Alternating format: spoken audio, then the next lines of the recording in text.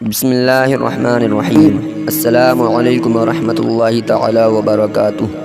دوستو، میں امید کرتا ہوں آپ تمام تر حضرات خیر و عافیت سے ہوں گے اور آپ پر اللہ رب العزت کا احسان عظیم ہوگا۔ صلاۃ و سلام ہو سرکار دو عالم صلی اللہ تعالی علیہ وسلم پر، اور صلاۃ و سلام ہو آپ کی آل پاک پر۔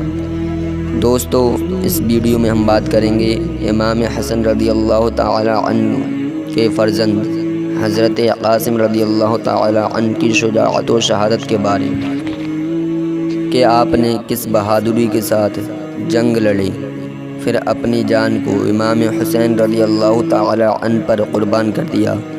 مکمل جانکاری کے لیے ہمارے ساتھ لاسٹ تک بنے رہیں، اور اگر آپ نے ابھی تک ہمارے چینل کو سبسکرائب نہ کیا ہو تو چینل کو سبسکرائب کر دیں، بیل آئیکن کے بٹن کو پریس کر دیں، اور اگر ویڈیو پسند آئے تو لائک اور شیئر کرنا نہ بھولیں۔ بلا تاخیر ویڈیو شروع کرتے ہیں۔ حضرت قاسم رضی اللہ تعالی عنہ، جو حضرت حسن مجتبی رضی اللہ تعالی عنہ کے فرزند ہیں، ان کی عمر 19 سال ہے اور ان کی شادی کا رشتہ امام عالی مقام کی صاحبزادی سکینہ سے طے ہو چکا ہے۔ وہ حضرت امام حسین رضی اللہ تعالی عنہ کی خدمت میں دست بستہ کھڑے ہیں اور راہ حق میں اپنی جان قربان کرنے کے لیے اجازت طلب کر رہے ہیں۔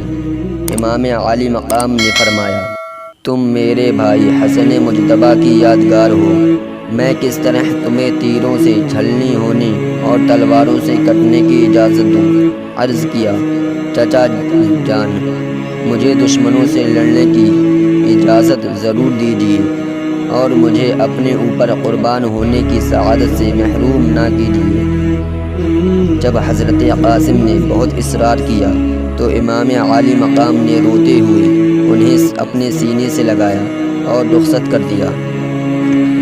دشمن کے ایک سپاہی کا بیان ہے کہ جب آپ میدان جنگ میں آئے تو ایسا معلوم ہوا کہ جیسے چاند کا ایک ٹکڑا سامنے نمودار ہو گیا۔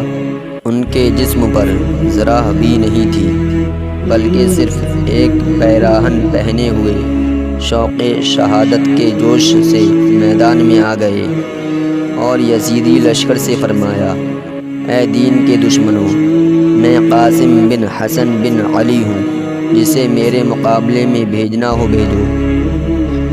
عمر بن سعد نے ملک شام کے ایک نامی گرامی پہلوان ارزق سے کہا، تم اس کے مقابلے میں جاؤ۔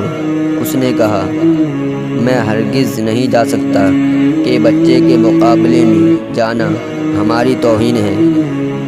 ابن سعد نے کہا، تم اسے بچہ نہ جانو، یہ حسن کا بیٹا اور فاتح خیبر کا پوتا ہے، اس کا مقابلہ آسان نہیں ہے۔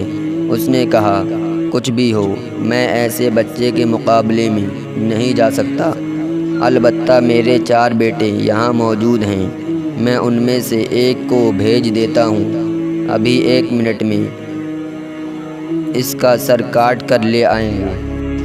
ارزق کا بڑا بیٹا زہر میں بجھی ہوئی قیمتی تلوار چمکاتا ہوا اور بادل کی طرح گرجتا ہوا میدان میں آیا اور پہنچتے ہی حضرت قاسم پر وار کیا۔ آپ نے اس کے وار سے بچ کر ایسی تلوار ماری کہ وہ ایک ہی تلوار میں ڈھیر ہو گیا۔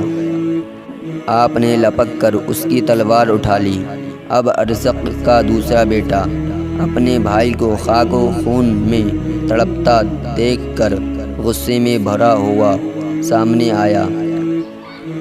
آپ نے پہلے ہی وار میں نیزہ مارا، اسے بھی جہنم میں پہنچا دیا۔ اب تیسرا بھائی غیظ و غضب میں بھرا ہوا آگے بڑھا اور گالیاں بکنے لگا۔ آپ نے فرمایا، ہم گالیوں کا جواب گالیوں سے نہیں دیتے کہ یہ اہل بیت نبوت کی شان کے خلاف ہے، البتہ ہم تجھے تیرے بھائیوں کے پاس ابھی جہنم میں پہنچا دیتے ہیں۔ یہ کہتے ہوئے آپ نے اسے بھی کھیرے کی طرح کاٹ کر 2 ٹکڑے کر دیا۔ اب ارزق کا چوتھا بیٹا شیر کی طرح گرجتا ہوا حضرت قاسم پر حملہ آور ہوا۔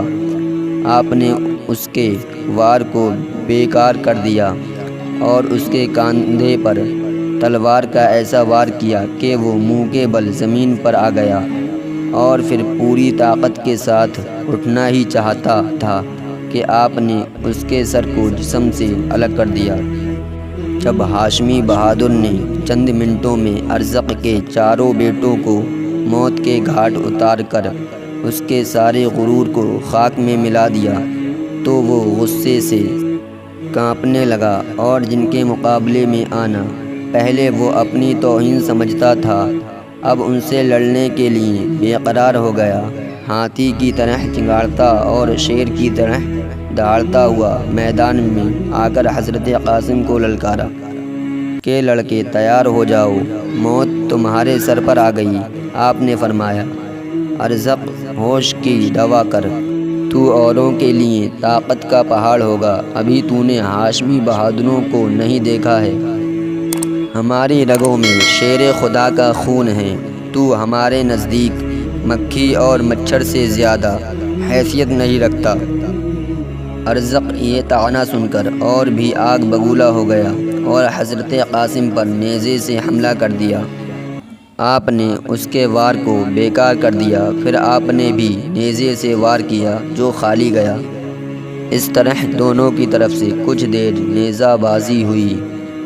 اس کے بعد ارزق نے تلوار کھینچی تو آپ نے بھی تلوار نکال لی۔ اس نے جب آپ کے ہاتھ میں اپنے بیٹے کی تلوار دیکھی تو کہا، یہ تلوار تو ہمارے لڑکے کی ہے، تمہارے پاس کہاں سے آ گئی؟ آپ نے ہنس کر فرمایا، تیرا بیٹا مجھے یادگار کے طور پر یہ تلوار اس لیے دے گیا ہے کہ تاکہ میں تجھے اسی سے موت کے گھاٹ اتار کر تیرے بیٹوں کے پاس پہنچا دوں۔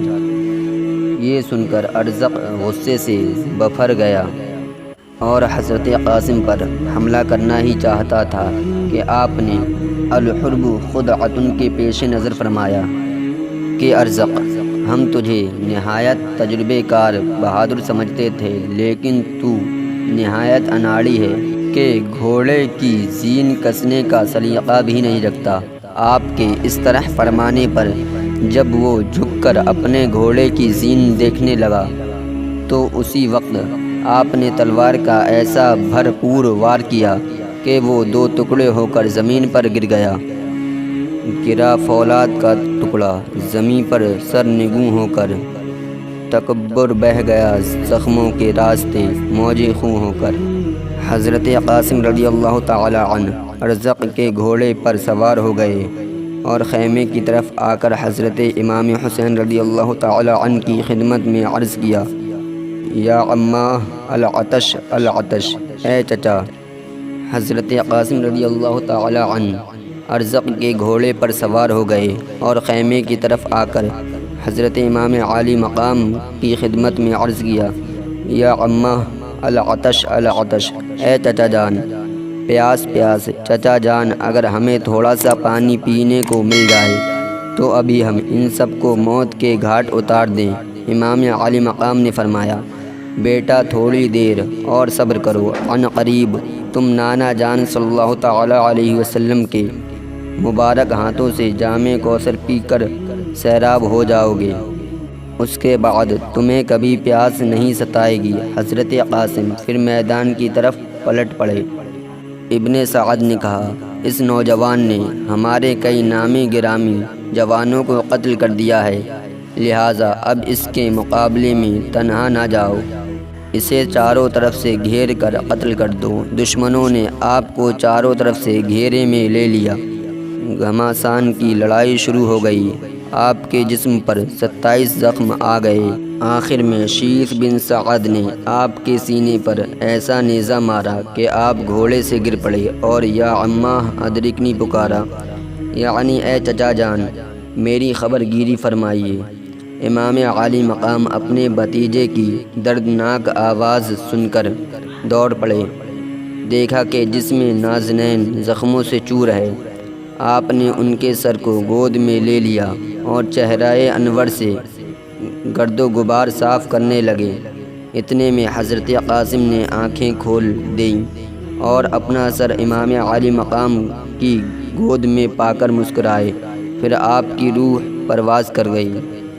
یہ تھی حضرت قاسم رضی اللہ تعالی عنہ کی بہادری و طاقت کہ آپ نے سینکڑوں یزیدیوں کو جہنم میں پہنچا دیا اور اپنے چچا جان حضرت امام حسین رضی اللہ تعالی عنہ کے نام پر اپنی جان کو قربان کر دیا۔